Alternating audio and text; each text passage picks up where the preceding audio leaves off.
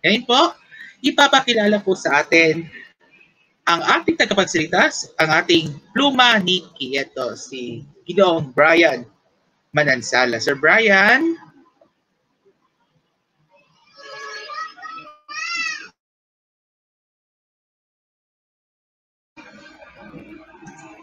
Naka-mute po kayo.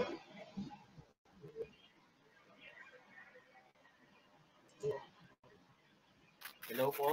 Naka-mute po kayo. Ang araw sir. Po. Okay na po ba, sir? Sumayin niyo po ang kapayapaan.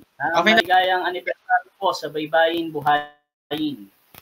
At ako po ay naatasan na ipakilala ang ating tagapagsalita. Simulan ko na po. Ako po ay naatasan upang ipakilala ating tagapagsalitang lubhang kahanga-hanga, millennial man o hindi sa kanya'y pamilya. Sa ating kasaysayan, wagas siya kung magmahal. Sa mga nagsasabing ang history ay wala raw future, well, depende yan siguro sa historiador. Naging guro po siya sa UP Diliman, kabilang sa sikat na historiador ng bayan. Siguro marahil ay kilala mo na siya sa Abante at Manila Times, madalas mong mabasa. 30,000 isang followers sa Facebook, 7.9K sa YouTube nakatutok. Sa ating Supremo, lagi siyang nagmahal. Ngayon nagtuturo sa Universidad ng Lasal. Bonifacio, unang Pangulo, siya rin po ang may akda. Bayani Biographies, isa rin po siya sa naglathala. Malapit nang maging doktorado sa filosofiya at antropolohiya. Nasunugan man ng libro ay hindi nabura. Sa halip ay mas nag-alab ang kanyang pakikibaka. Buong tapang na hinarap ang issue ng Torre de Manila. Sa isyung mainit and I can still remember, spokesperson ng KOR sa laban ng higanteng photobomber. Buo lagi ang loob na ituwid ang baluktot. Kapag siya na ang nagkukwento, siya walang mababagot. Night Commander of Rizal sa kanilang kapatiran. Ang sikat niyang It's Showtime ay lubos na pinakinabangan. Consultant ng History with Lord, Ilustrado at Katipunan. Paborito niyang kainan, Limbaga 77 Restaurant. Tayo po ay mapalad na kanyang pinaunlakan. Sa ating anibersaryo, tayo ay sasamahan. Salubungin po natin ang mainit na palakpakan. Michael Charleston Xiao Chua ang buo niyang pangalan.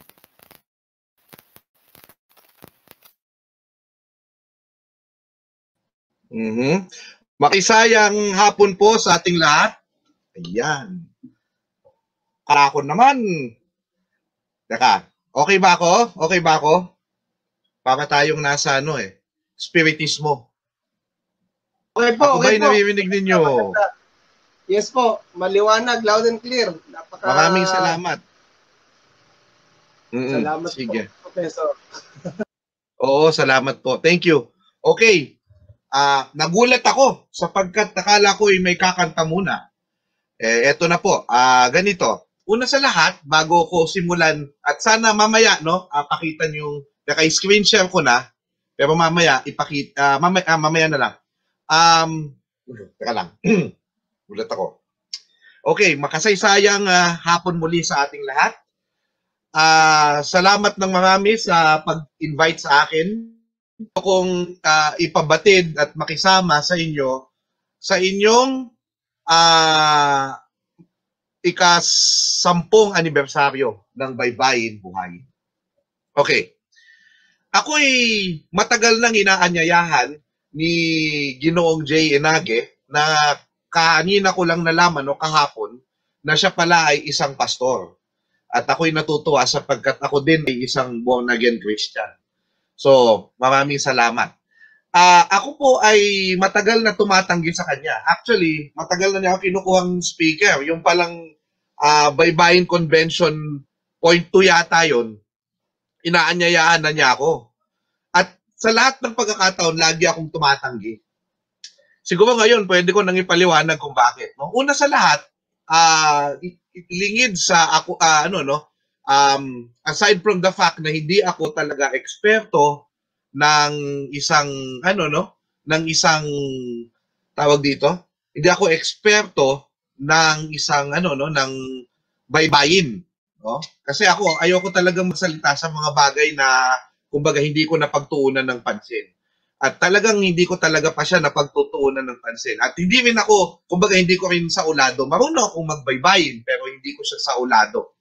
No? So, ang nangyari ay, ako ay inanyayahan at kung hindi ata ako pwede kasi nakakahiya naman sa ibang tagapagsalita na mas eksperto sa akin. Pero isa rin sa aking mga agam-agam ay dahil maraming mga pangkat na baybayin ang nakikita tayo sa buong Pilipinas, ano? At nakakatakot kasi lahat sila ay passionate tungkol sa baybayin at sa sulat ng Pilipino, sa suyat, no? Kaso, yun na nga, parang ayokong masama sa kung kasi minsan nagkakaselosan pagka nagsalita ka dito sa grupong ito, sasabihin nila hindi mo pala kami kasama, ganyan. So, ayoko sanang masama sa ganong mga usapin na dahil sa sobrang passionate, no, ng mga grupong ito. Subalit, sabi ko, nahiya naman ako ika-10 anibersaryo ito. At sabi ko naman naging masigasig naman ang baybayin buhayin sa ating sa pagpapalaganap ng ating sulat.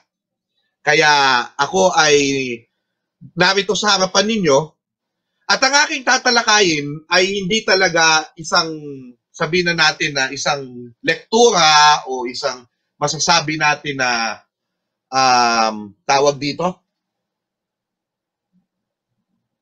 isang nagulat ako Anyway, isang sabihin na natin na may malalaman kayong bago. Wala kayong malalaman na bago dito tungkol sa baybayin. Kundi isa itong pagbabalik tanaw sa ating kung bakit mahalaga ang baybayin. Kasi ako man ay hindi eksperto sa baybayin. Dahil ako isang historiador, ay talaga namang mas kumbaga, naiintindihan ko ang daloy ng kasaysayan ng Pilipinas at anong papel ng baybayin at ng mga sulat o suyat ng Pilipino sa pagbubuo ng bansa. No? Kaya nga, muli, no, bago ko simulan ng aking lektura, binabati ko ang baybayin buhayin. No? At maraming salamat sa 10 taon ng paglilingkod. At maraming salamat sa t-shirt na ito. Madalang lang ako magkaroon ng t-shirt na kasyang-kasya ko. Kaya maraming salamat sa inyong regalo sa akin. So, sige. Susubukan ko na yung ating screen share. Wait lang ha.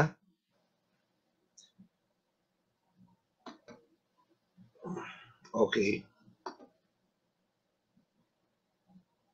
Yun. Okay. Pakisabi po kung nasa screen na ang ating slide.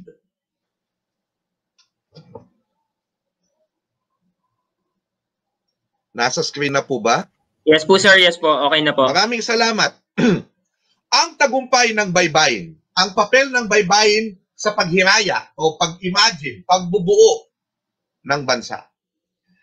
Muli maraming salamat at ako pa ang inaugural lecture nitong ating 10th anniversary at sa mga manonood po natin, may mga susunod pa ang Sabado tulad ng nakikita ninyo ngayon at makakasama natin ng iba't ibang advocate, no? Mula sa politika, mula sa kultura, mula sa media, mula sa akademya na tatalakayin ang kahalagahan ng baybayin. Kaya sana po, samahan niyo po sa buong buwan ng Nobyembre, no? Sa ika-10 taon ng baybayin buhayin.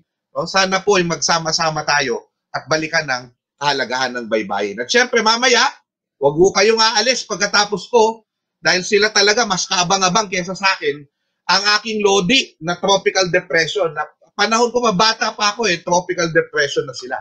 Di ba? Maraming salamat. Mga mga icon to sa ating music. No? Sa mga nais magtanong at nais na magkaroon pa ng ibang material tungkol sa kasaysayan, mag-subscribe po kayo sa aking YouTube. At i-follow nyo po ang aking Facebook, Instagram at Twitter. At sa mga nagnanais ng mga iba pang material pang kasaysayan, ang aking website, xiaochua.net at bangkanisiao.wordpress.com. Sa huling website, nandyan po ang aking mga readings para po sa inyo yan, mga guro. Lalo na sa mga guro. Marami ngayon nanonood sa atin na yung mga guro. Okay. Pinangalanan ko po ang lekturang ito na ang tagumpay ng baybayin. Bakit? Kasi meron po akong kwento sa inyo na dati ay gusto-gusto kong magtagumpay po tayo. At ano ito? Noong mga around 12 years ago, ang isang medyo naiinis ako na ginagawa ng ilang sa atin ay tinatawag natin yung sulat na sinauna ng mga Pilipino bilang alibata. Ayan. Kasi ganito yan, di ba? Pinag-aralan natin ang alibata. Kita nyo? At pinag-aralan natin yan sa ating mga paaralan. Itong alibata na ito, sinaunang sulat ng Pilipino. Oh? Alam nyo, eventually, nalaman ko nung pinag-aralan nyo nung bata, pagdating ko sa college, hindi pala yun ang pangalan ng ating sulat. No? Hindi pala yun. At apparently, itong terminong ito ay inimbento ng isang professor, Paul Versosa, nung siya ay nasa New York Public Library noong 1914. So, binibigyan niya ng klasifikasyon yung mga sulat at nakita niya yung sa Katagalugan at tinawag niya itong alibata. Ano yung alibata? No? Eventually, malalaman ko yung alibata pala ay nagmula sa unang 3 letra ng Arabic alphabet. Alif, ba, ta. Oh? So parang yun yung ABC ng Arabo. At parang yung ABC din ng Hebreo, Aleph, Beth. So pag sinabi mo ang ABC o ABC, ibig sabihin alphabet siya. Alphabet, ibig sabihin per letter. Pero alam po natin na ang baybayin o ang sulat ng Pilipino ay hindi siya alphabet. Siya po ay syllabary. Kaya, sabi natin, mukhang mali ang alibata na yan, na naimbentong salita lang pala. At sinabi mismo ni Versosa doon sa kanyang aklat noong 1930s, na ang tawag talaga ay baybayin. Bakit hindi na lang yun ang ginamit? Ang suspetsa ko ay dahil nasa ibang bansa siya at gusto niya na i-connect na dahil meron tayong kultura na tulad ng mga Arabe, no? Tulad ng mga Arabo. Kaya, nilagay niya para sa mga Amerikano, alibata tawag. Oh? So, eventually, nakakatuwa yan kasi wala na ho akong naririnig ngayon. Ito yung tagumpay ng baybayin. Wala na ho akong naririnig ngayon na tinatawag yung alibata. Wala na. Wala na mga kaibigan. Kung meron man, hindi ko na sila naririnig. Sa internet, sa media, baybayin na talaga ang tawag nila sa ating sulat. At dyan, tuwang-tuwa ako. Marami tayong pasasalamatan dyan. Diba, syempre, nabanggit na kanina si Bonifacio Comandante, isa pa sa mga advocate. Kasama natin lagi si Sanghabi, no? Leo Emmanuel Castro. At syempre, itong malaking papel din, ito 10 taon ng advokasya ng Buhayin Baybayin. Kakaulit nyo na baybayin yan, diba? Yung problema ko 12 years ago, na-solve na po, mga kaibigan. Baybayin na ang tawag natin dito. So, maraming salamat sa inyong lahat. Tagumpay po ninyo ito. Kasi hindi naman alam agad ng tao yan eh. Hindi naman agad lahat pahahalagahan ng ating sulat eh. Hindi lahat. Hindi mabilis. Yan ay step by step talaga yan. Kaya po mga kaibigan, kayo po'y magtsatsaga sa advocacy work na ito. Huwag mo agad na parang akala nyo yung makukuha nyo lahat. Talagang maghihirap po tayo dito. Talagang magmamakaawa tayo sa mga politiko. Diba? Para, ibig sabihin, lobby. Nagbibiro lang ako sa pagmamakaawa. Lobby. Pero ibig ko sabihin, lahat po yan ay mangyayari. Basta't huwag po tayong titigil. Kaya maraming salamat sa mga grupong katulad ninyo. Oh? Na napakarami man, isa kayo sa mga nagniningning din talaga. Kaya, alam nyo, ang hindi alam ng marami sa atin talaga ay yung baybayin, hindi lang yan ang script ng Pilipinas. Of course, alam natin na yung baybayin, yan ay sa Katagalugan. Pero, napag-aralan na ito ni Pedro Alejandro Paterno, bagamat ang tingin nyo sa kanya masama kasi balimbing, si Pedro Paterno po, malaki po ang role sa paghiraya o pag-imagine ng ating bansa. Kasi pinag-aralan niya po ang ating kultura. At na-research niya na ang dami po palang iba't ibang mga panulat sa Pilipinas. No? Nandyan yung Basahan sa Bicolano, no? Badlut sa Visayas, Kordita ng Ilocos, Kulitan ng Kapampangan, Hanunuo, yung Hanunuo no, na script ng Mangyan at Buhid, yung mga Tagbanwa ng Palawan, at yung Jawi ng mga Tausug. Ang problema, nagagalit tuloy itong mga wikang itong mga panulat na ito dahil tinatawag lahat sila na baybayin. Nako, kasi sasabihin nila, kulitan baybayin. Yung iba, no? Kasi hindi naman nila alam yan. Nakala nila baybayin ang tawag sa lahat ng yan. Actually, hindi po. May kulitan, may ano, no? Sa Hanunuo, Buhid, may Kordita, etc. etc. So, tawagin natin sila, sabihin natin na sulat o sulat kulitan o kulitan script. Huwag na hong baybayin para hindi na mag-away-away. No? Pero ang mahalaga po dyan makita natin, hindi totoo na wala tayong panulat bago dumating ang mga Kastila. Meron po. At iba-iba po sa iba-iba lugar sa Pilipinas.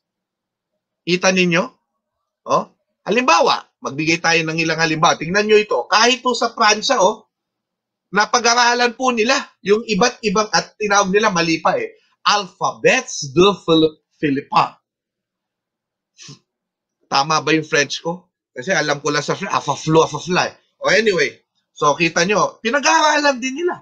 No? Yung mga example ng mga ano na yan. Ano? So sabi nung iba, yung iba may isang ibang grupo, tinatawag daw suyat. Lahat to suyat. Suyat o sulat. No? Okay na rin yun. So, hindi ho yan lahat. So, iba-iba po ang script. Kita nyo? Iba-iba po. Yan ang nililiwanag natin.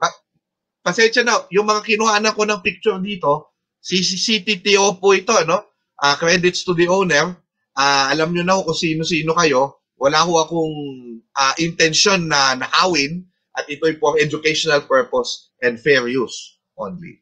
Okay, so salamat po. No? I think sa ano to, sa Pampanga ito, sa Holy Angel tong image na ito. No? So, yung mga ninuno natin, sila ay sumusulat. Sila ay may panulat. Pero hindi ba napag-aralan natin na sila rin ay hindi masyadong nagsusulat dahil sila ay mas oral tradition. Actually, in a way, totoo yun kasi ang Pilipino, pagka, di ba, sa Estados Unidos, pag yung panahon lang ni Donald Trump ngayon, ang dami-daming umaalis sa gabinete niya, may sinusulat na memoir. Tayo, chismis ang ginagawa natin. Chismis. Pinagchichismisan natin. Mas oral kasi tayong mga Pilipino. Totoo din yun. Totoo yun. Kasi yun din ang tinuro sa amin sa History Department. Pero meron tayong panulat. So, anong ebidensya niyan? No? At may kultura tayo. Anong ebidensya dyan? Simple lang, itong natagpuan, actually, iba-iba, makikita nyo nga, hindi nga lang yan, yung tinatawag na natagpuan sa lawa ng Luban. In fact, di ko lang nailagay yung picture. Na-meet ko po yung asawa nung nakakuha niyan. No, natagpuan niya yung isang piraso ng bakal sa lawa ng Lumban. Nakarolyo. Habang nasa ilog, kumukuha sila ng buhangin. So yung lalaki, sila ay umuwi at dala-dala niya na ito yung mga nahanap niya, mga artifacts na hindi niya alam na artifacts. Kasi nakita niya mga bakal, mga kung ano-ano. So yung asawa niyan, yung asawa niyang babae, ni Rolyo, nakarolyo yun, in-unfurl niya at nakita niya, may sulat. May sulat yung itong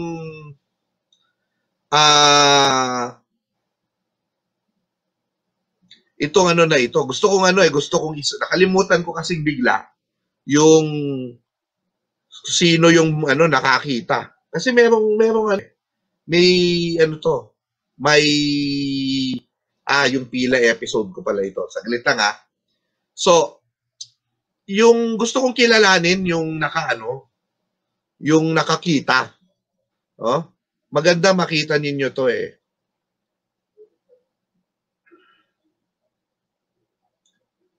Hindi ko na pero anyway, itong Laguna Copper Plate inscription, ayan, yung discovery. Ayan.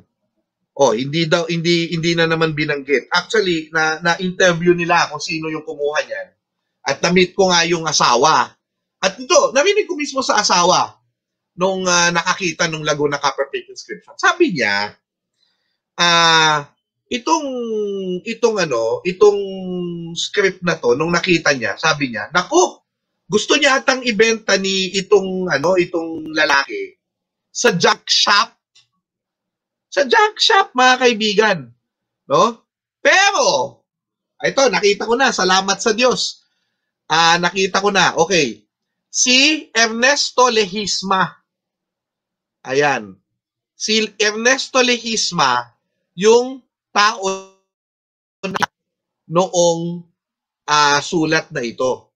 At yung misis niya, ang pangalan ay si Ginang Romana Lehisma. Noong 2013, nakausap ko siya at sabi niya sa asawa niya, ito, ganda yung kwento nung sinabi niya eh.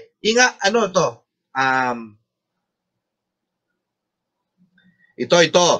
Hinimo kang asawa na wag ibenta sa bakal bote ang tanso dahil baka may matutunan tayo tungkol sa kasaysayan ng Pilipinas. Yun ang isip nung babae.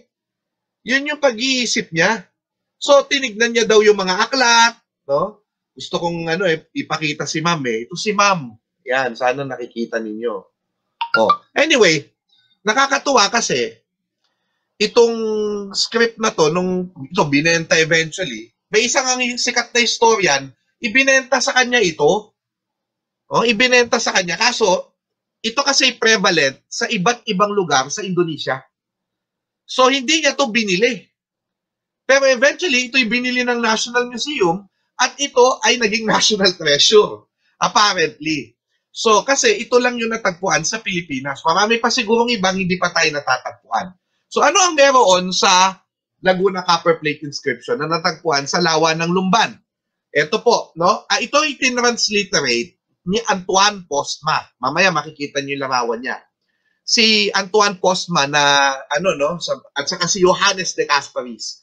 Now, yung unang translation niyan ay, ito yung unang translation. Makikita ninyo na ito ay mga, ito ay nasa old, Kawi script ang tawag dyan. Kawi, which is parang sa Javanese yan, pero prevalent sa Southeast Asia.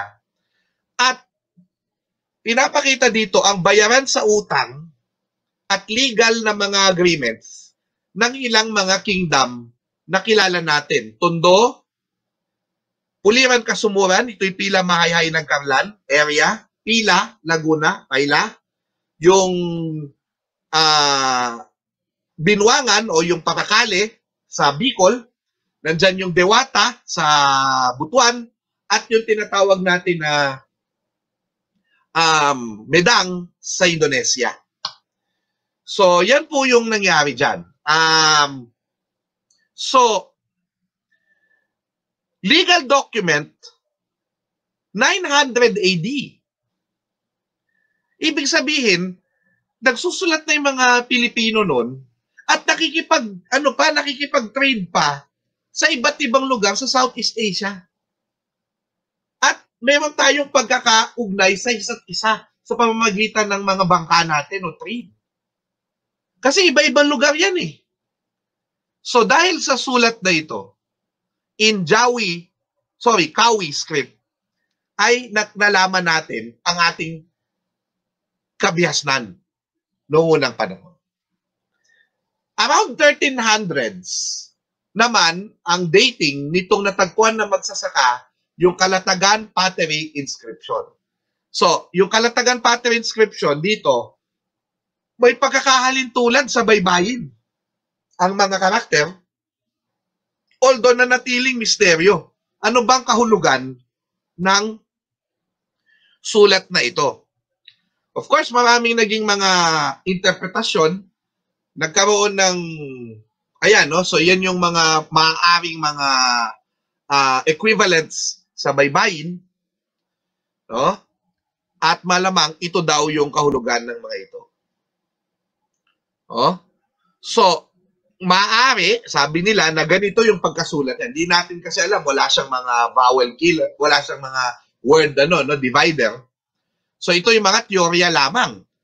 At magka-teorya dyan, si Guillermo Tolentino, nagkaroon siya ng seance at espiritismo sa lagut, sa pottery na yan, at ito yung kanyang kanyang interpretation. Pero kung titignan nyo, mayroong pare-parehong pare-parehong mga kahulugan. Ano yon? Ito'y may kinalaman sa nanay. Ito'y may kinalaman sa nanay kasi binabanggit yung ina. No? Tapos, binabanggit yung ina, tapos ito'y talaga yung pang-alay. Ibig sabihin, ritual. Sa ritual to ginagamit. Na ritual offering. Yan. So, ito siguro, sinusunog siya o inaapuyan, etc., etc., no? At of course, si Fortich Orfilia, meron siyang transliteration, no? Na parang dasal din, at yung pinakaulit, na-involve pa nga ako, yung kay Ramon Guillermo at Maifel Paluga. Kasi kay Ramon Guillermo, ako ang naglabas yan sa internet. Noong 2008 or 2007, sa Multiply site ko pa noon. Ako yung nagbalita niyan. So, nagsisimula yung kanilang transliteration doon sa ina bisa kata. No? Na ang kahulugan, may, mother can say, ang ina may sinasabi. Oh? Pero yun, maraming mga, pero makikita mo dito, ito'y mapapatunayan natin. Sa dalawang artifact na yan, Laguna Copper Plate Inscription, Kalatagan Pottery Inscription, galing Batangas, Tagalog region, ang panulat ay, siyempre, sabi ni Zeus Salazar, ito ay relevant sa religion at legal o pamumuno. So, ito yung mga pillars ng lipunan. Pagsamba at pamumuno o legal na dokumento. So, yan po ang sinasabi natin dito. Maaaring, ang hinuha ni Zeus Salazar, ang mga ang mga matataas na tao, sila yung mga sumusulat. Habang nananatiling ang maraming tao sa Pilipinas ay oral tradition o pasalita. So, parang sa maraming lipunan sa mundo, ang panulat talaga ay sa mga elite. Hindi talaga sa mga nakapag-aral. So, ito, ganun din ang sinasabi ng ating mga eksperto. Kaya, pagdating ng Kastila, by the way, very secret, very sacred ang panulat, sagrado yan, ayon kay Michael Pangilinan, at ito inireport sa akin kasi in-interview siya ng mga estudyante ko sa Graduate Diploma in Cultural Education, no? Na ayon kay Michael Pangilinan, sabi niya, yung kulitan ng Kapampangan ay hindi basta-basta to ginagamit. Sapagkat ito ay ginagamit, ito'y nagpatuloy mula nung unang panahon, ginamit ito ng mga religious leader na Kapampangan. So, hindi, alam mo yon, parang hindi ito basta-basta dapat ginagamit. At hindi dapat masalaula ang paggamit ng kulitan. At kaya rin sa matagal na panahon, hindi ito alam ng maraming Kapampangan sapagkat ito talaga ay para lang sa religion. Meron lamang itong religious implication. Na maaaring ikapahamak kung hindi alam gamitin. So, yan, mga kaibigan, ako na nagsabi sa inyo na sagrado po ang panulat ng kulitan ng Kapampangan. Okay? So, yon. Now, of course, si Antoine Postma, siya naman yung eksperto sa ambahan, yung poetry ng mga hanunuo sa mangyan sa Mindoro, nakabundukan ng Mindoro, no? Ako binigyan niya ng isang aklat niya o nagpa-autograph ako, no? Ito yung mga ambahan at ito yung ambahang 205th, no? At ano siya, mga love poems. At napaganda, gusto kong basahin ito. At makita ninyo yung bookmark dyan o yung letter opener na nakalagay yung ambahan. Sinusulat nila to sa kawayan, no? You, my friend, dearest of all, thinking of you makes me sad. Rivers deep are in between. Forests vast keep us apart. But thinking of you with love, as if you are here nearby, standing, sitting at my side. Sweet. So, yun, no? Ano pala sila, mga romantiko. So, expression of love, ang ating panulat, na iba't ibang panulat sa Pilipinas. Pero focus natin ngayon ang baybayin. Nabanggit ko, pagdating nga ng Kastila, ang nangyari sa baybayin ay ganito. Hindi, kasi ang sinasabi ng mga teacher, ibang teacher natin, sinunog ng mga praile ang ating mga dokumento. Kaya wala tayong nakitang sulat ng ating mga ninuno. Kaya sinira na nga mga praile ang ating kultura. In a sense, totoo siya. Okay, in a sense. Pero, tandaan natin, anong susunugin nila kung wala namang masyadong nagsusulat? Anong babaguhin nila kung hindi naman ang buong population ng Tagalog ang marunong ng baybayin? Kung di yung mga maharlika lamang. O no, maharlika, not maharlika. Yung mga matataas na tao. Yung mga dato. Yung mga babaylan.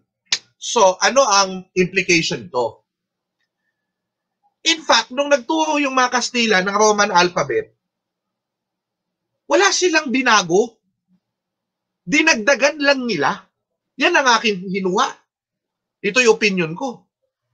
Hindi ko nililinis ang kanilang kasalanan sa ating kultura. Sinasabi ko lang, maaaring hindi silang dapat sisihin sa pagkawala ng wika. At kahit anumang wika at panulat, tandaan natin. Sorry, baka magalit kayo sa akin, pero hindi dapat isisi sa mga Tagalog kung mawala ang wika at panulat ng iba. Bakit? Dahil choice po ng mga tao kung papatayin nila ang kanilang wika at ang kanilang panulat. Kaya nga po, kahit na kayo natuto ng Filipino, kung gusto nyong mabuhay ang inyong wika at panulat, kailangang i-push nyo na yan ay i-practice pa rin. Hindi yan kasalanan kasi bansa tayo, kailangan may national language tayo eh. Pero hindi dapat nating patayin. Pero sino magtatakda niyan? Hindi ang mga Tagalog ang magliligtas ng inyong kultura.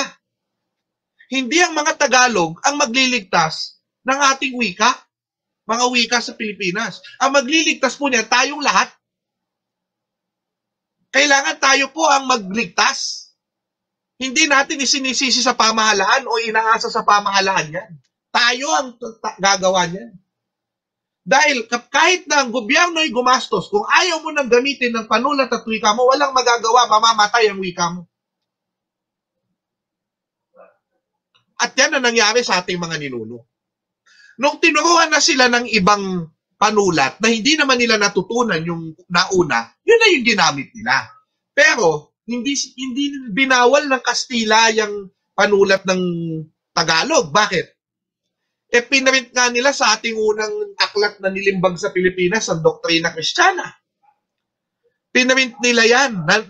Ang baybayin ay hindi ko nasama yung baybayin dito. Pero makikita ninyo na yung baybayin ay inilagay nila sa ito. Inilagay din nung iba. Hindi. Merong ibang page eh. Maganda yung page na yon. Sayang, hindi ko nailagay. Kakamadali. So, pero nailagay ang baybayin dito sa Doktrina Kristiyana. At, kaya nga, napakahalaga niyan. 1593 document na yan na nagpapakita ng ating kasaysayan. Ito, si Ginong Reverendo J. Enage, ay tumungo doon sa private viewing ng Doktrina Kristiyana noong Oktubre 2019, nakita niya yung Doktrina Kristiyana. At nandyan ang panulat natin, baybayin. Ang tanong lang ni Ginoong Jay, bakit ang napakahalagang dokumento na ito ay nasa Library of Congress ng Estados Unidos? Bakit wala siya sa atin? Ayan, no? Ayan, no? Well, of course, okay na rin na nasa kanila kasi kung yan ay naiwan dito nung World War II, malamang wala na yan, nasunog na, kaya ninakaw. O kaya binibenta sa auction. Oh.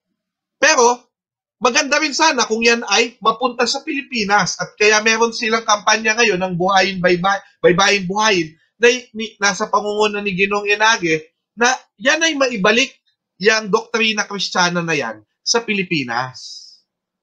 So sana suportahan din natin yun. Yung call na yan.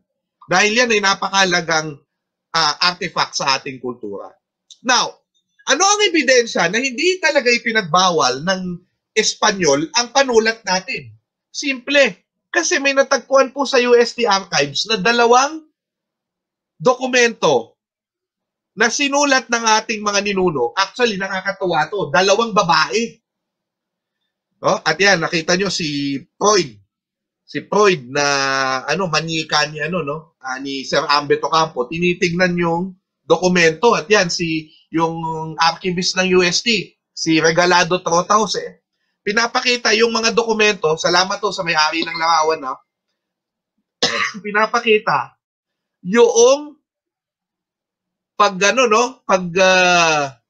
usapan sa lupa, no? Pagpapaubayan ng lupa ng 2 babaeng Tagalog. So yung babae ang sumusulat. Ibig sabihin, mataas siyang tao na babae noong unang panahon. At yan ang kanyang dokumento. At yan, napakatagal na ho yan. 1600s po. 1600s. So, ebidensya po yan na talagang ginamit po yung baybayin. At hindi pinagbawal ng mga Kastila. Ang problema, syempre, yung mga Kastila, hindi naman ituturo yan. So, nung hindi na ginamit ng mga matataas na tao nung unang panahon, wala na, namatay na lang. And in fact, pinreserba ng mga Kastila dahil ito'y iniulat nila sa kanilang mga kronika at nasulat nila at nilimbag at ginawang mga aklat, kaya eventually nalaman din ito ng ating mga bayani. So, nung pinili ng mga Pilipino na hindi na gamitin yung kanilang panulat, yung mga Kastila, inirecord dito sa kanilang mga aklat at ito yung binasa ng mga katulad ni Jose Rizal. So, syempre, fast forward na tayo niyan. So, yan yung mga baybayin. So, actually, iba-iba. So, may mga na-record na iba-ibang klase. So, wala pong ganito yan, ha? Yung pagsusulat natin, iba-iba talaga yung font. So, halimbawa, kahit sa Roman alphabet, may Times New Roman. Diba? May iba't ibang mga font. So, ang sinasabi ko po dito, di ba may magandang sulat? May pangit ang sulat. So, ibig sabihin, bagamat may forma yung letra, walang standard na way ng pagsulat na eksaktong-eksakto ang font.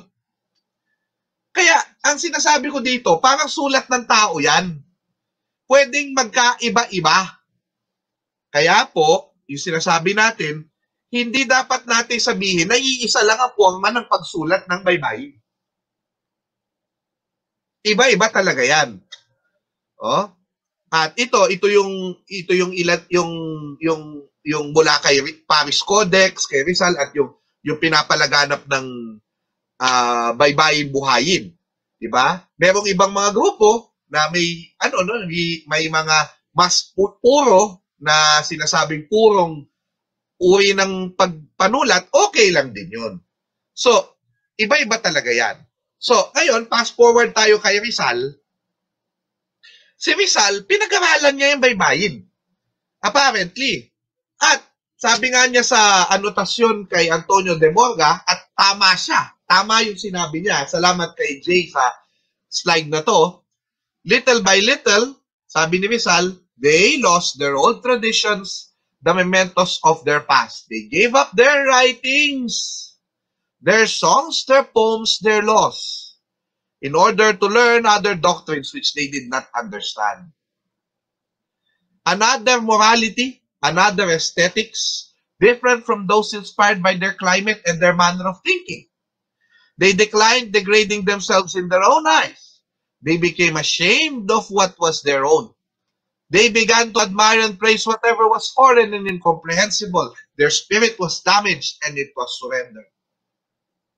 So sa anotasyon niya kay Morga, sinabi niya, they gave up their writings. Sila mismo ang nakalimot sa kanilang panulat. Yan ay leksyon sa totoo lang, kung may kolonyalismo man, o kung mayroong national language, hindi yan mawawala kung pipiliin nyo pa rin gamitin. Leksyon yan sa atin. Gusto ba nating mawala ang kultura natin? No amount of colonialism, invasion, crisis can take away our culture if we do not choose to lose it.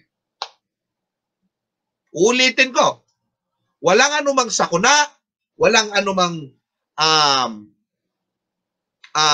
pananakop o kalamidad na pwedeng magtanggal sa atin mula sa ating kultura kung hindi natin ito pipiliin na mawala sa atin. So, pinag-aralan ni Rizal sa kanyang translation ng William Tell sa Filipino, no? Meron siyang notes tungkol sa baybayin. Sa katapusan ng na ito, no? Kabutihan nito ay gagaan. Salamat, Jay, sa slide. Ang pag-aaral sa pagbasa, ang lagay ng kakekikoku at gagegigogu ay kinakailangan kakekikoku, gagegigogu, alinsulod sa matandang sulat Tagala. So, yung ortografiyang Pilipino na ang C ay ginagawang K, si Jose Rizal po ang isa sa mga dyan. Kaya actually, yung Katipunan, halimbawa, yung mga unang dokumento ng Katipunan, letter C pa yung Katipunan. Eventually, naging K, Katipunan. Katipunan, kasi nagtitipon. So, makikita nyo, si Rizal pala ay malaki ang ambag. Although sinasabi niya na at yung autografiya niya inspired by the sulat ng mga Tagalog na nakuha ni Andres Bonifacio. So ito na sina Bonifacio na ito. Na ginamit ang letrang K sa baybayin bilang simbolo ng kalayaan. At ito'y simbolo ng Katipunan kung saan nagliliwanag ang kalayaan. Simbolo ng Katipunan na liwanag ng kalayaan o araw. Araw ito eh. So yan So yung kalayaan na nagliliwanag o araw na nakalagay sa kanilang mga letterhead. Ito po yung mga bagong, di naman siya bagong tuklas talaga, pero bagong kita natin ng mga Pilipino na mga dokumento mula sa archibo ng Espanya. So nagamit nila ang baybayin sa kanilang aspirasyon ng pagtindig laban sa dayuhan, pagtindig laban sa kolonyalismo, at pagsusumikap o pagnanais na magkaroon ng isang sariling identity o bansa. Ang mga logo o ang mga insignia ng Katipunan ay may letrang K sa baybayin. Letrang K. Mula sa punong hukbo, mataas sa sanggunian, mula sa mataas sa sanggunian ni Bonifacio, yung sinauna pang stampad ng Katipunan, ang mga anak ng bayan, nandyan yung sangguniang bayan ng Magdalo. So both Bonifacio and Aguinaldo used the baybayin K in their symbol. So, halimbawa, si Bonifacio bilang unang Pangulo ng Pilipinas, dahil siya ang unang Pangulo ng pamahalang mapanghimagsik, ginamit niya ang logo o ang selyo, seal, ng Haring Bayang Katagalugan, o Haring Bayan meaning Hari ang bayan, demokrasya, Katagalugan ang pangalan ng bansa, dahil taga-Ilog tayo, hindi dahil Tagalog, taga-Ilog tayo. Haring Bayang Katagalugan. So, na nagpapatungkol sa Pilipinas. Ayan po ang ebidensya niyan. Oh, Andres Bonifacio, Baybayin K, ayan, at Liwanag ng Kalayaan. Ayun. Yan ay ebidensya po ng kanyang pagkapangulo. So, kalayaan. Actually, nagkaroon din ng disenyong bandila. Pero I'm sorry to say, mga kaibigan, hindi kasama itong nakikita ninyong dalawang ito. Hindi po yan ang magdiwang Magdalo flag. Yan po ay misinterpretation ng mga future historians. Sa tunay na disenyo, naiisa lamang sa pamahalang mapanghimagsik, Bonifacio Mano Aguinaldo, noong 1896, 1897. At ito po yung binaba sa biyak na bato na dinawing ni Artemio Ricarte. Ito po yun. So may distinct design ng rayos, pero Baybayin K pa din ang itsura, ang nakalagay. So sana po, burahin na po natin sa kasaysayan ang dalawang maling bandilang ito upang makita ninyo na ang pinakaunang pambansang watawat ng Pilipinas ay ito.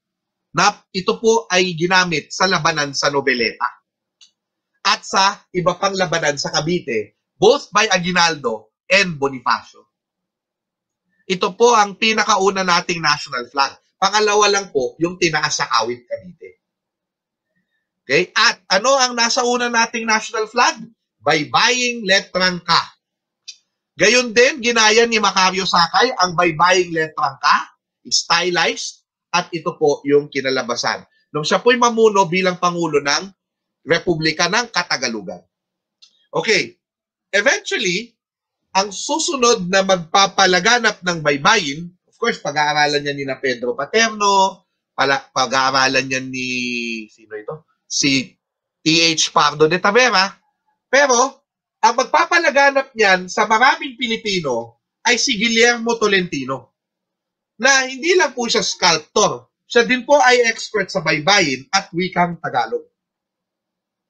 So, may published book siya, 1937, ang wika at baybaying Tagalog. Sabi ni Guillermo Tolentino. At yung iba pa niyang aklat para sa Rizal course, si Rizal ni Guillermo E. Tolentino, ay magpapakita ng mga baybayin. So, gumagawa siya ng sculpture. Tingnan nyo yung mga, minsan yung kanyang sculpture. Sa ibaba, may pangalan ng tao. Manuel Quezon, Sergio Osmeña, may nakabaybayin po. At sa kanyang mga aklat, makikita ninyo, ginagamit niya ang baybayin. Sinasali niya yung mga tula ni Rizal sa baybayin. Kabilang na ang huling paalam. O, mi ultimo adios. Yan. Kanino ba nagpapaalam si Rizal sa mi ultimo adios? Sabi nila sa bayan, di ba? Actually, mali yan.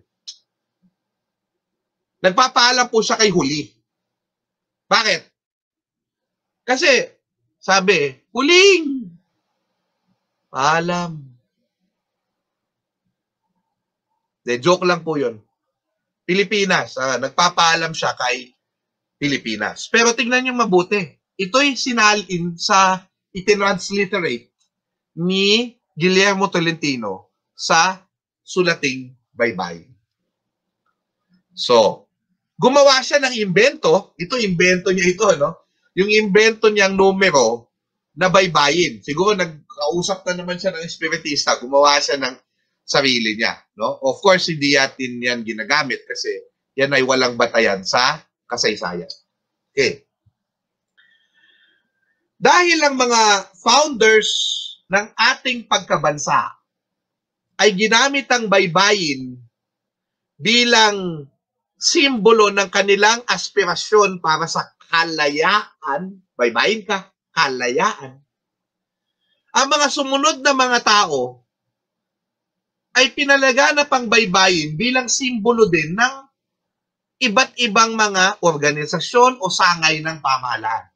Halimbawa, ang Cultural Center of the Philippines na tinatag noong 1969 ni Mrs. Imelda Marcos makikita ninyo dito yung flag of the Philippines at yung simbolo ng Cultural Center of the Philippines na may flag.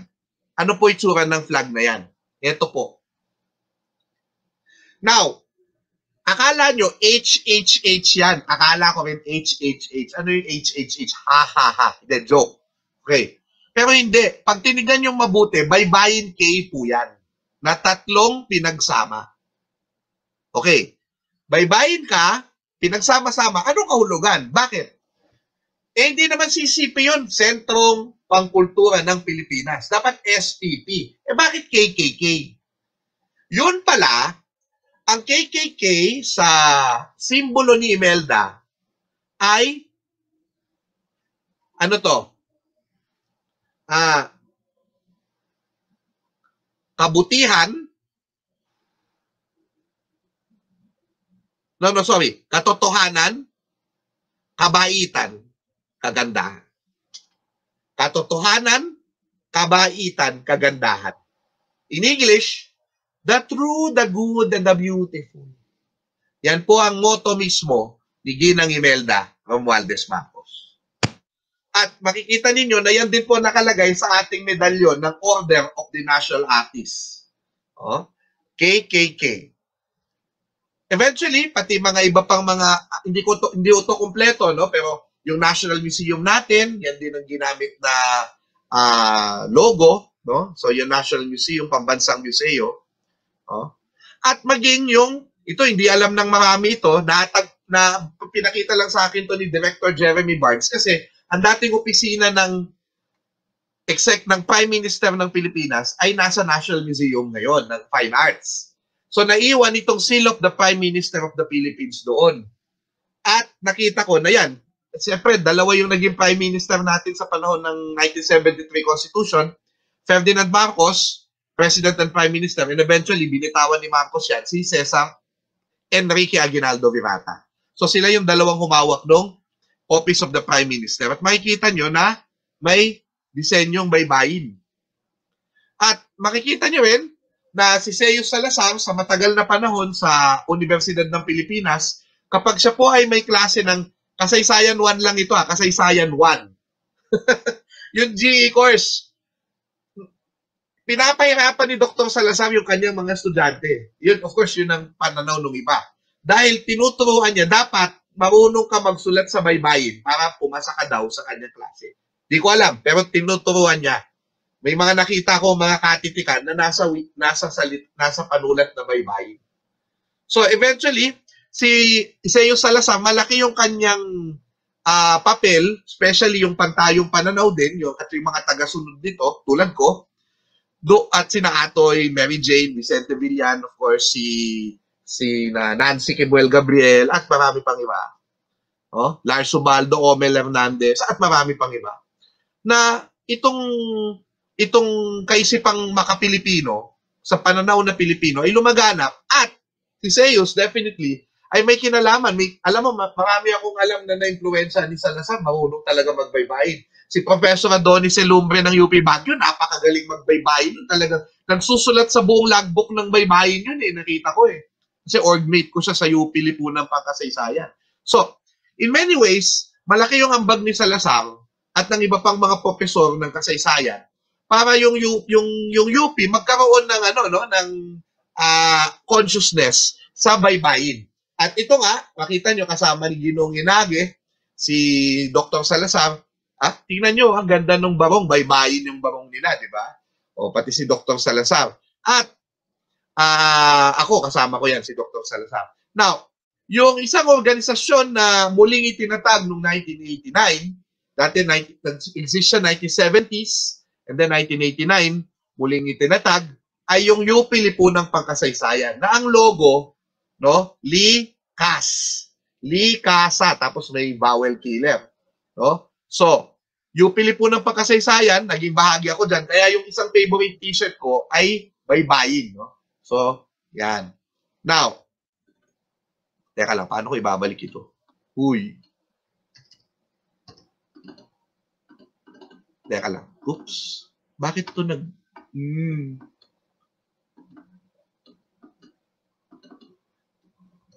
So, yan. Di ko alam kung anong nangyari. Skip. Yun. Okay. So, yung suit-suit ko naman, dahil ako'y minsan din na, estudyante ako at minsan naging bahagi ng UP Departamento ng Kasaysayan, no? Meron kaming, yung logo ng aming Centennial, no? So, ito yung logo ng Centennial ng Department of History, baybayin din. At syempre, yung College of Social Sciences and Philosophy na naging dekano si Seo Salazar, no? Ay eventually nagkaroon ng logo na inspired din ng baybayin. Pati yung KAPP, so yan yun, Kolehiyo ng Agang Panlipunan at Filosofiya, yung kanilang student council, at syempre, by the year 1990, kung di ako nagkakamali, inintroduce yung academic attire na alternative sa toga, na eventually, noong year 2000, binura yung toga ng UP. At ito na lang yung ginawa, yung sablay, na galing sa hablon cloth ng Iloilo. So ito po nakalagay yung simbolo ng UPA, hindi siya UP kasi hindi naman siya ganoon. Yung acronym UPA, Universidad ng Pilipinas. So yun yung nakalagay. Na syempre sinuot din natin yan nung ating graduation. So yun ang isang diyan. Yun yung ginagamit ng UP ngayon. So pati yung Centennial ng University, dahil yung sablay ay ating academic nakalagay din doon sa logo ng UP Centennial noong 2008. So, isa pang magaling sa baybayin ay ang aking kaibigan na si Ian Christopher Alfonso ng National Quincentennial Committee at National Historical Commission of the Philippines. Nagtatag siya ng isang initiative na nagpapamigay ng mga posters sa iba't ibang mga classroom na nangangailangan sa Pilipinas. At ito po yung Project Saysay. Na eventually, isa siyang Facebook page ngayon na marami kayong matututunan. So yung Project Saysay, PS, ay nakalagay din yung baybayin, yung kanilang logo. Siyempre, nakakalungkot dahil nabanggit ko yung Project Saysay. Kahapon po ay sumakabilang buhay ang isa sa aming mga kasama. Hinika po siya at sumakabilang buhay. Napakabata, 24 years old, na isang advocate natin na mula sa Tuguegarao, si Kevin Romualdo. So, inaalay ko sa kanya, di man kami masyadong nagkakausap, kasama ko siya sa Project Saysay, inaalay ko sa kanya lekturang ito. Salamat, Kevin. Kamakailan, at ito kasama dito na nagtaguyod sa mga Senate hearings o sa mga congressional hearings, si Ginoong Enage, ang tinatawag na quote-unquote baybayin bill. Baybayin bill. Pero, apparently, hindi pala ito baybayin bill lang. Misunderstanding, mga kaibigan. Kasi, nagulat, anong baybayin as the national writing script? Although may ganong version, pero sabi ng mga iba, naku, hindi kami payag dyan kasi may kulitan nga. Merong paano yan? National writing system ang baybayin, hindi naman pambansa ang baybayin. Apparently, ito ay iba pala yung bill. Ang bill pala ay promoting Philippine indigenous or traditional writing systems, providing for their protection, preservation, and conservation. Mga kaibigan. So, ibig sabihin, para po siya talaga sa lahat. Yan po yung nililiwanag natin. Yung bill na isinusulong ng ating buhayin baybayin ay hindi lang para sa baybayin, kundi para sa lahat ng mga sulat sa Pilipinas. Pero alam nyo, yung usapin ng kung yung baybayin at ng baybayin bill at iba pa, ay kumurot sa puso ng mga tao. Kaya nauso yung tulad isang grupo, sinaunang baybayin, yung isang grupo na nagtataguyod, yan, meron silang mga proposal na palitan na yung mga logo na di ba? Kung paano kung ang baybayin ang maging logo ng ating mga sulat sa ating mga logos na sikat. So, Milo, 7-Eleven, Windows, Unilever, Nike, nakakatuwa, So, marami pa yan mga pictures, hindi ko lang nailagay. At syempre, yan, no? So ito, napagkatuwaan niya. Pinalitan niya yung McDonald's ng sulat ng baybayin. No? Pero, of course, ang isa sa mga magandang nangyari ngayon ay si Yorme, pinaganda niya yung Lagos Nilan Underpass harap ng City Hall at Intramuros. At makikita po ninyo na naglagay ng baybayin. Of course, sasabihin nila, wala namang nakakabasa ng baybayin. Bakit nila nilagay yan? For aesthetic purposes. Pero hindi. Alam niyo po, yes, you can say aesthetics. But what is wrong with aesthetics? Aesthetics is needed. Beauty is needed. Pero yung aesthetics na yan, anong binibigay niya sa'yo? Yung consciousness na maalala mo, history to. Historical to. May saysay ito. Diba? Kasi dati, Intramuros lang para sa'yo yan. Nung nakita mong may baybayin, ay nagkaroon ka ng consciousness na, meron pala tayong sulat nung unang panahon. Hindi maganda. Hindi pagka may na-curious, yung mga batang ipapanganak pa lang, makita yan. Pag na-curious, hindi ang ganda. Nagkaroon ngayon ng consciousness yung mga tao na meron pala tayong panulat. Hindi naman nila iisipin yan kung hindi na media, hindi mo makikita. So, salamat kay Mayor Isko Moreno at syempre sa kanyang administrador na si Cesar Chavez, no, na sa mga initiatives na ito. So, yun. No? Kita nyo? Ang ganda. At syempre, yung aking show na Kasaysayan kay Saya na mapapanood every 2 Tuesdays. Simula November 10, alas 7 ng gabi, kapag Tuesday, ay second season, no? Yung first season na una na, ay meron din pong nilagay, hindi ko inutos to, na baybayin yung aking designer, yung sina Che Gatos, sina Paul Baloha, at yung creatives ng Vival Group para sa aking show. Kaya masaya ako na kahit itong inyong lingkod, hindi masyadong nahilig o napagtuunan ng pansin ng baybayin, na-realize ko nung ginagawa ko yung lektura na ito, na sa buong buhay ko, kahit hindi ako malay, bahagi pala ang baybayin ng aking pagkatao talaga. Hindi lang isang historiador at Pilipino, kundi dahil sinusot ko siya lagi, di ba? Naging maraming bahagi ako ng UP, na nagpahalaga sa baybayin, bahagi ako ng kolehiyo ng Agham Panlipunan, naging bahagi ako ng Departamento ng Kasaysayan, UP Likas ako, ang mga suot-suot namin ay mga damit na may baybayin. So, ito yung nagpapaalala sa akin na bagamat hindi ko napagtuunan ng pansin ng baybayin, ay napakahalaga nito sa ating buhay. Now, dapat ba, at ito yung sinasabi na, kailangan ba isa batas na palitan ng baybayin ang lahat ng sulat sa Pilipinas? Diyan po, hindi tayo sumasang-ayon. Bakit? Kasi sabi, di ba, yung mga Hebreo nagbalik daw. So, dapat daw magbalik din ng Pilipinas. Actually, hindi ako naniniwala dyan kasi natutunan na ng maraming tao at kasanayan na ng maraming tao at ang mga material natin lahat ay nasa Romanized alphabet. No? At kung i-force mo yan sa isang tao, tandaan nyo mabuti to. Lahat ng pinipuwersa, inaayawan. If you want to kill an idea, you make it ipatupad mo siya ng anong tawag doon? You require it. If you want to kill an idea, you require it.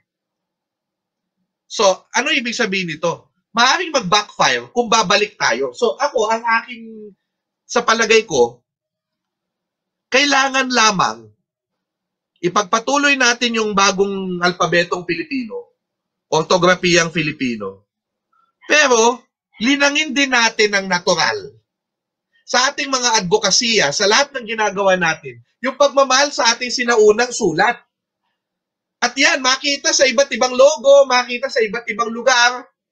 No? Pag-aralan sa eskwelahan kung paano isulat, di ba, kahit hindi ipamemorya sa bata. No? Na yung consciousness na yan, hindi lang yan aesthetics, pagkataong Pilipino yan. Hindi dahil magandang tignan. Paalala kasi na may sulat tayo noon ay paalala na hindi bobo ang ating mga ninuno. At ang mga ninuno natin ay dakila. At dahil dyan, dakila din ang Pilipino. At dahil ang baybayin ay ginamit ng mga founders ng ating bansa, ng mga nag-imagine ng ating bansa, mula kina Rizal, Bonifacio, Aguinaldo, at iba pa. Ibig sabihin, bahagi ito ng pagkabansang Pilipino. Kaya ako, pasensya na kayo, kung may pambansang wika, talagang in many ways, naging pambansa yung baybayin dahil ito yung ginamit ng mga founders ng ating nasyon. Sana naiintindihan nyo yung aking proposisyon. Hindi dahil para patayin ng ibang panulat at hindi ito i-promote. Pero dahil totoo naman na naging pambansa ang papel ng simbolismo ng baybayin sa pagtatamo natin ng kalayaan at pagnanais na magbalik sa ating roots mula noon hanggang ngayon. Kaya po, sa huli, nagpapasalamat ako sa lahat ng inyong ginagawa, baybayin buhayin. Sa 10 taon na pinapakalat ninyo yan sa mga posters, sa mga restaurant, yung mga posters na ito, itinuturo ninyo sa inyong mga workshops ang baybayin, di ba? Yan po ang dahilan kung bakit nagtagumpay na ang baybayin. Ang mga efforts na mga katulad nyo, lalo na kayong nasa buhayin, baybayin buhayin. Huwag na po magselos yung ibang grupo, kasama na kayo dyan. Kayo ang dahilan kung bakit buhay ang baybayin ngayon at mas minamahal at na-appreciate ng tao. Kahit yung mga PhilAm nagpapatato ng baybayin. Dahil may consciousness na sila na ang baybayin ay way para makakonect sila sa kanilang ugat. Kaya baybayin buhayin. Maraming salamat sa inyo sa lahat ng inyong ginagawang mga programa ng pagpapalagana. Kaya naman, tandaan niyong mabuti ito, lahat ng volunteer, lahat ng may kinalaman sa buhayin baybayin, napakalaking bahagi kayo ng tagumpay ng baybayin at ng mas lalo pang ikatatagumpay nito. Dahil kapag pinahalagahan ng baybayin, pahahalagahan din ang lahat ng iba pang suyat sa buong Pilipinas. Marami pong salamat, salamat po kay Kongan. Mabuhay tayong lahat.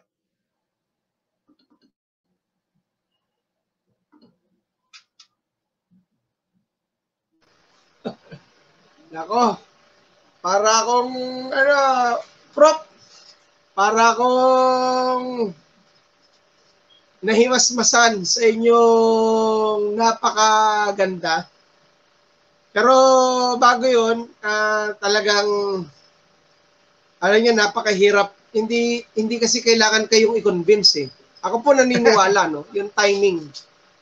Na sabi nga, si Howie Severino, i-quote ko lang, parang sabi niya, nasa DNA talaga natin yung writing system, yung baybayin eh.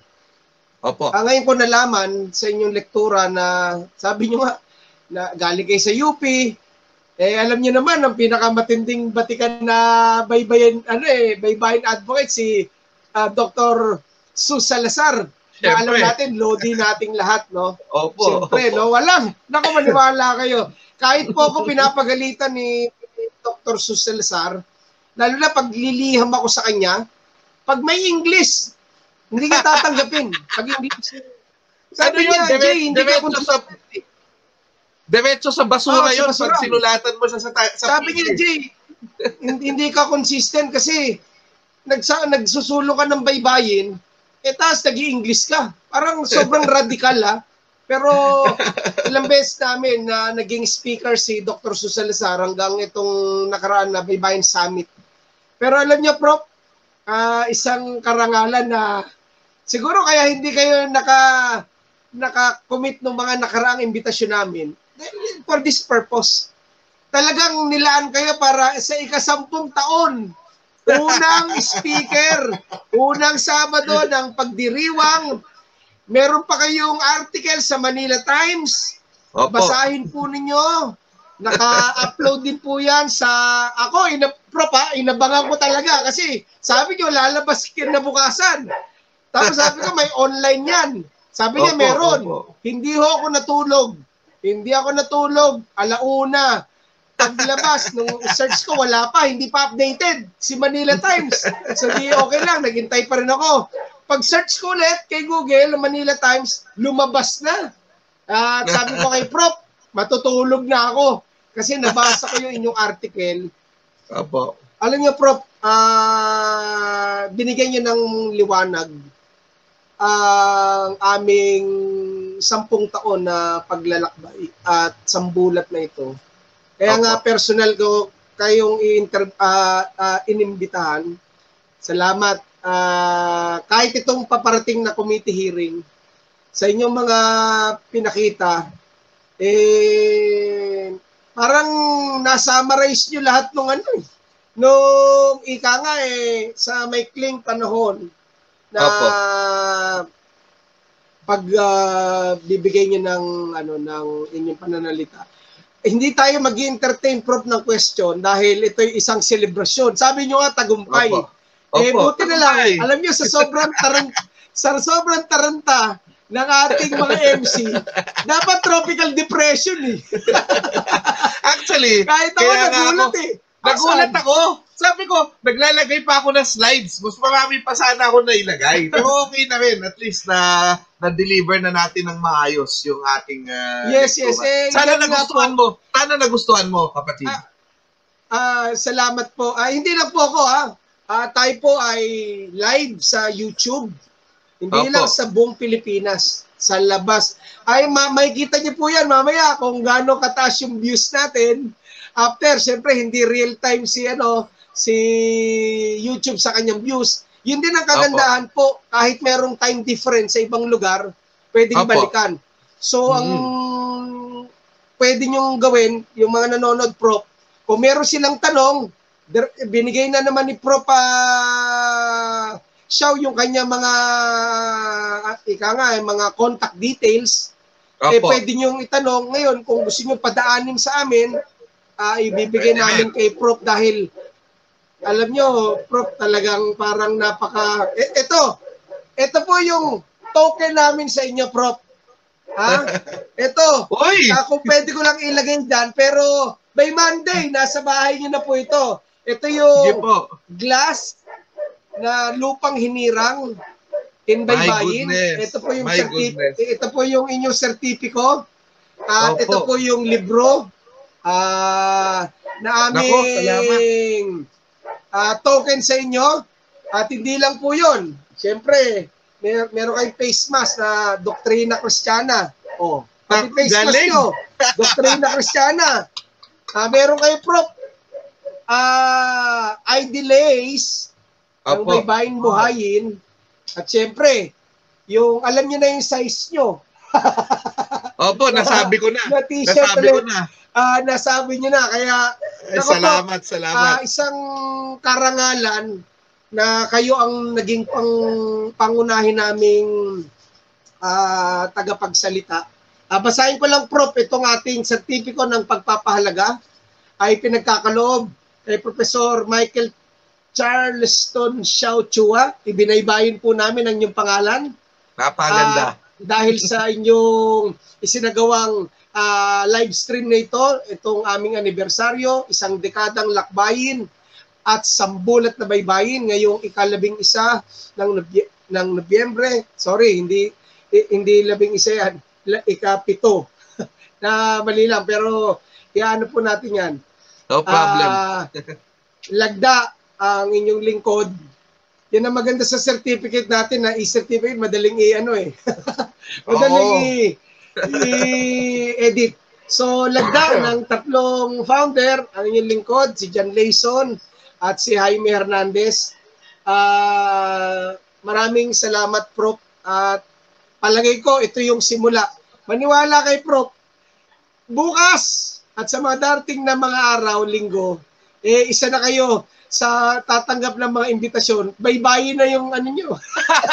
Ito na yung module nyo. Wala na kayong kawala kasi isinawalat nyo na yung inyong sikreto na parang unconscious. Sabi nyo, ayaw nyo magbaybayin, hindi nyo hindi. Nandun na kayo sa UP. Nakikita nyo na, sinusot nyo na. Pero, siyempre, hindi lang naging focus Pero ang kagandahan sa gabing ito, Prof, nagkaroon tayo ng focus kasi nga dahil ika-10 taong anibersaryo. Isa ito ngayon sa milestone. Opo. Jay, ang importante naman kasi talaga, kahit na hindi mo mamemorya yung mga letra, kahit hindi mo siya maisulat ng... Kasi ako, kaya ko siyang isulat ng may kodigo. Marunong ako. Kasi, alam mo, mahirap siyang matutunan hanggat hindi mo yung basic principles, hindi mo natututunan. Alam ko yung basic principles. Pero yun na nga, ang mahalaga kasi dyan ay kaya mo siya ituturo, hindi dahil para pilitin mo yung estudyante, pero para magkaroon ng saysay sa kanya. So yung ginawa ko, parang nung tinanggap ko yung speak engagement finally, sabi ko, hindi ako magsasalita dito bilang isang eksperto ng baybayin, kundi bilang isang nag-aral ng kasaysayan. So ang pinaka kasi yung iba, nagbibigay sila ng lektura tungkol sa baybayin. Ako, ang ginawa ko, at ito, hindi ko kasi alam na kaya ko siyang ibigay hanggat nung pinag-isipan ko siya, ano yung papel ng baybayin sa pagbubuo ng bansa natin? Ngayon, kapag nalaman mo yun, yung, di ba, technical lang yung alam mo, technical lang eh. Pero pag nalaman mo yung saysay niya, mahalaga pala siya kay Rizal, kay Bonifacio, sa mga nauna sa atin, tapos ini-imagine nila yung bansa natin at yun yung way nila to connect. Alam mo, hindi ka na lang technical na alam mo siya. Ano siya, nag-aalab na yung damdamin mo, na bahagi siya ng pagkatao mo dahil Pilipino ka. So kahit na iba pa, at yung lahat ng mga sulat na iba, kapag ka naging interesado ka sa baybayin, magiging interesado ka rin sa iba. No? So yun ang ating lektura ngayong kaya aakyat ulit ako para makita yung baybayin buhayin na shirt. Automatic na kasi si Prof eh. Prof, lahat ng aming nagiging speaker, talagang honorary member ng Baybayin Buhayin. Dahil sa inyong lektura, dalawa na tayong haharap sa committee hearing sa Kongreso at sa Senado. Kasama sila Doc Boni, sila Dr. Felipe De Leon, sila Dr. Castro, at gayon din sila Dr. Rick Nolasco, upang isulong magkaisa tayo na pagtulungan. Kasi nga sabi nyo, hindi naman natin papalitan ng alphabet. Ako, hindi naman ako for parang tanggalin si alphabet eh. Isama lang natin, isabay lang natin. Ika nga makita natin alphabet, nakikita rin natin ang baybayin. Kaya ang ganda nung inyong ng bagong episode nyo ng Kasaysayang Kaysaya. Alam nyo, Prof, after this, meron po akong Edge TV. Ina-announce ko na rin po, baka yung iba sa inyo nabitin pa, gusto nyo ituloy.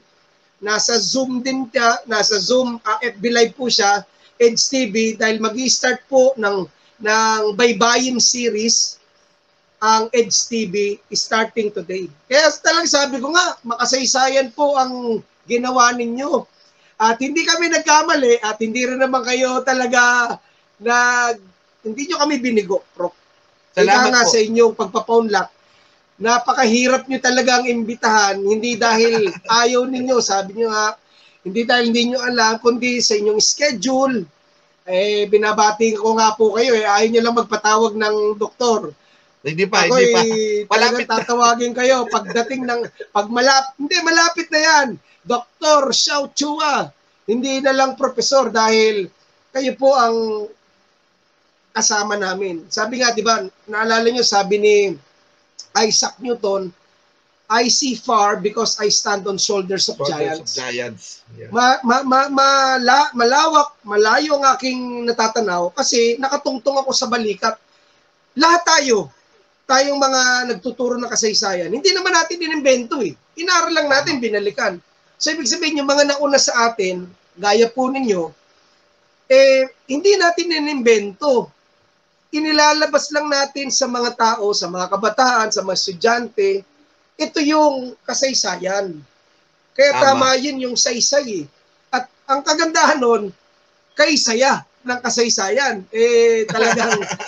Talagang parang naging showtime ang ating unang part. Una pa lang ito, Prof, at iniimbitahan din namin sa mga darating na dahil siyempre, next Saturday, yung dalawa nating Baybayin Bill author, ang ating speaker, Tapos last Saturday, ang bahagi po nila Dr. Bonifacio Comandante, Dr. Castro, Howie Severino, and Dr. Nolasco. Wow. Maraming salamat, Prof. At sabay-sabay natin pakinggan ang Tropical Depression. Palakpak Suma o palakpak YouTube. Ako, ang grado sa akin ni rito, ni Prof. 101% eh. Lampas talaga eh. Uno yan sa ako'y nagulat. Nagulat ako, Prof, kasi syempre, talagang yung paghahanda ninyo, hindi naman dahil kailangan nyo maganda, dahil hindi nasa inyo po yan eh. Parang siguro, umalab lang, kapipilit namin ni Wilbert sa inyo. At huwag ko kayo mag-alala. Ang galing nyo sa strategy nyo eh. Inimbitahan nyo muna ako sa ibang topic. Correct. Para ka naming nabitag, Prof eh. Pero maganda Prof. Ito lang ang problema nyo, Prof. Another invitation sa mga susunod na at specific na yung mga topic nyo, baybayin na. Ang tagumpay ng baybayin. Salamat po, Prof. At Awa ng Diyos. Magandang gabi sa inyo at God bless po. At ito po ay papadala ko personal through LBC. Itong aming mga token sa inyo. Salamat. At excited na ako. Yes. Monday po dahil Sunday na bukas eh. Wala akong problema. Tawagin natin si Jaime. Opo, salamat at pakinggan natin sabay-sabay na ipapakilala ang Tropical Depression ni Sir Jaime Hernandez dahil siya po ngayon ang bagong manager ng bagong pagbabalik ng Tropical Depression. So magandang gabi sa inyong lahat. Magsayawan tayo kahit sa Zoom. Kahit dito sa mga bahay natin. Bye-bye. Yes. Okay, so Wilbert, andyan pala si Sir Jaime or Ivan. Thank you. Mabuhay! Ako po si Bong Lennon at ang buong Tropical Depression ay bumabati sa inyo ng isang masayang anibersaryo. Panoorin po muna natin ang video message ng ating speaker kanina na si Professor Xiao Chua. Panoorin po natin. Makasaysayang araw po. It's Xiao time! Ako po si Xiao Chua, isang historiador. Ginong J. Enage, binabati ko ang iyong baby project na Baybayin Buhayin sa kanyang ika-10 taon. Napaka-successful ng inyong pagpapalaganap ng ating sinaunang panulat ng ating mga ninuno na dapat naman nating hindi makalimutan. Kaya ako'y nagpapasalamat on behalf of our people sa iyong mga efforts para sa ating kultura. Kaya muli ako po si Xiao Chua and that was Xiao Time. Salamat po Professor Xiao Chua.